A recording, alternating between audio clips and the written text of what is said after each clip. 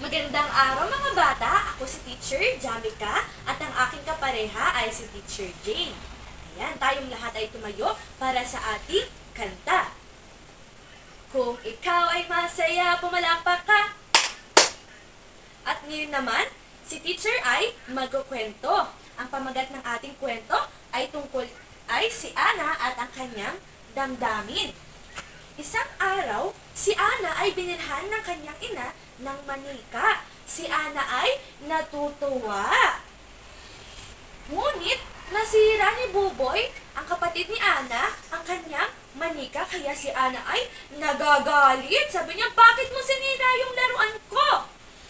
Kaya, si Buboy ay nag-aalala dahil hindi niya alam kung paano mapapasaya ang kanyang ate dahil nasira niya ang laruan nito. Sabi niya, hala, paano kaya mapapasaya si ate ko? Nasira ko ang laruan niya.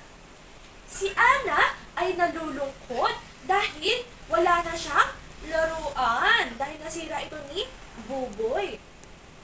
Ngunit, isang araw ay binilhan siya ng kanyang mama ng panibagong laruan at siya ay nasurpresa dahil sa kanyang panibagong laruan. Hala, may panibagong laruan na si Ana. At doon nagtatapos ang ating kwento. Ayan, ano kayang mga emosyon ang ipinakita sa kwento? Una ay masaya, pangalawa ay nagagalit, pangatlo ay nag-aalala, pang-apat ay natatakot o nalulungkot, at panglima ay nasorpresa. Ngayon naman ay may papakita si teacher ng mga larawan at hulaan niyo kung ano ba ito. Ano ang nakita sa ating larawan? Sige nga, Jake.